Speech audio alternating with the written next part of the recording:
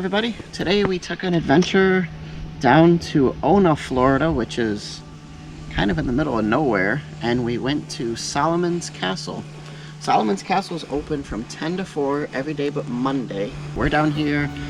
We're going to check out the castle. It's one of these old roadside attractions here in Florida. Let's go see what this place is all about. Come on.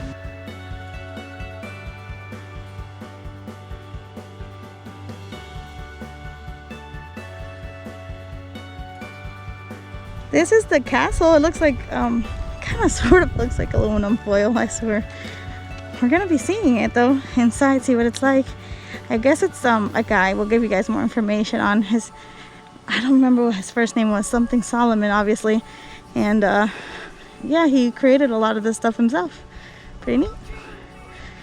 We're gonna go purchase a ticket. So yeah, you gotta go to the boat for right now to purchase the tickets.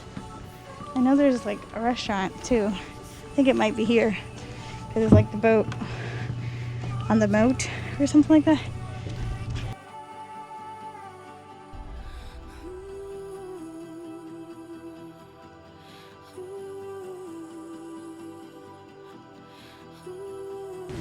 So there's a gift shop here, really nice one supposedly. Let's see. This place is kind of cute.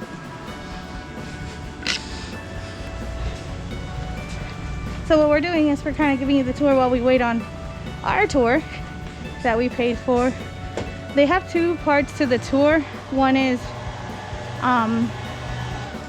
the house tour, that's 45 minutes. And then there's the 45-minute tour that we're gonna do. Then they have like a second thing where they show more of his artwork and stuff. And that's an additional, I think maybe $10 or so. Then they do like a package where you could do it for $24. We chose just to do the one tour and see how that goes. But yeah, so we're waiting on that tour.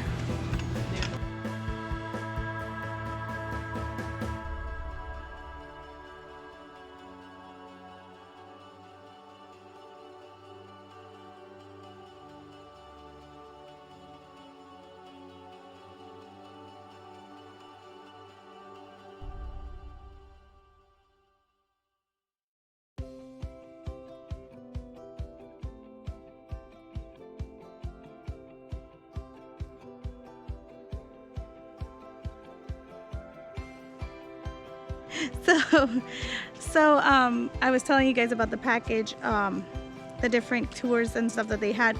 The one is called Gallery 1, and it's a traditional castle tour. That's what we're doing. That's about $18 per adult. There's some senior discounts and stuff too.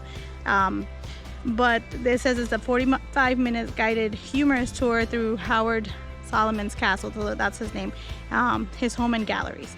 Then there's the gallery number 2, which is called Howard's Encore, and it says that there's the gallery showcases 70 plus more pieces from the last 10 years of Howard's life work.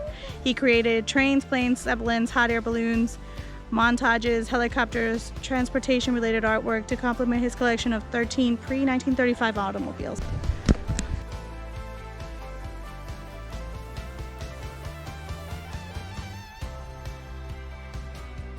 No photos inside, please. Okay.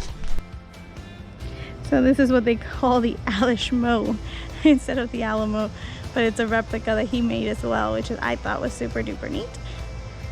This man is very talented. I was surprised at some of the information we got.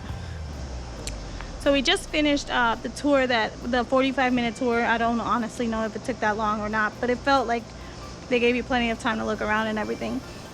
The lady that gave us the tour, she had a lot of knowledge about all the things all the pieces that there were in there, and it was very neat. I actually thought it was very neat. That guy is very talented, Howard Solomon.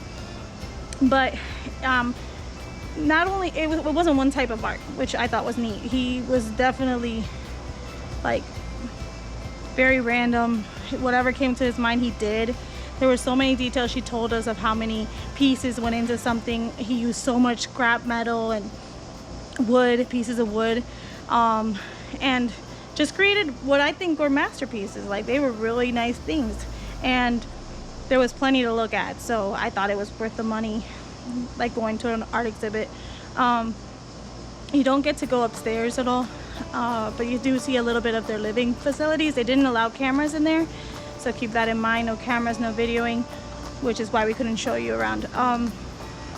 He also didn't draw out anything on paper of what he was doing. So when he was inspired by something, it was all in his head or by something he was looking at, but not something he drew out, which I thought was so neat. He made his own elevator, the whole castle himself. He didn't have a crew with him. All in all, he sounds like a very interesting man. And there were some cheesy jokes, but I thought it was neat. I like cheesy, so I would recommend coming. I think my family agrees, right? Also, we came here just about when they opened, I believe, so it wasn't very busy. Our tour was about us 3 and like 4 more, maybe. But as we left, you could tell it was getting busier even for the tours. And then the tour ends at the boat, which is the restaurant, and they have indoor and outdoor seating, and the lighthouse that was turned into a restaurant as well, that I think I showed in the video earlier. Well, they're a lot busier right now, so I don't know if the food's good. It does have okay reviews. I didn't look into it very much, but it's busy, so I mean it must be good. And there's tons of cats and they're friendly. All right, bye. If you like this video, please don't forget to hit that like button, subscribe to us, it really helps us to grow, and don't forget to hit that notification bell so you can get updated when we have new videos out. Thank you, see you soon.